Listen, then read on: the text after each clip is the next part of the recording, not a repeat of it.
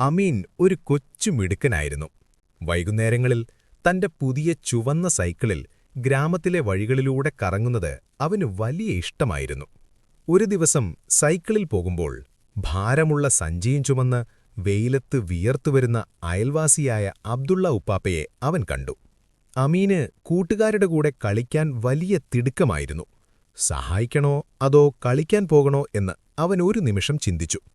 അപ്പോഴാണ് മുതിർന്നവരെ സഹായിക്കുന്നത് അല്ലാഹുവിനേറെ ഇഷ്ടമുള്ള കാര്യമാണെന്നും രജബ് മാസത്തിൽ അത് കൂടുതൽ പുണ്യമാണെന്നും ഉപ്പ ഫൈസൽ പറഞ്ഞത് അവൻ ഓർമ്മ വന്നത്. പെട്ടെന്ന് ഉപ്പാപ്പയുടെ കയ്യിൽ നിന്ന് ഒരു ഓറഞ്ച് താഴെ വീണ് ഉരുണ്ടുപോയി. അതെടുക്കാൻ ഉപ്പാപ്പ പാടുപെടുന്നത് കണ്ടപ്പോൾ അമീന് വിഷമം തോന്നി.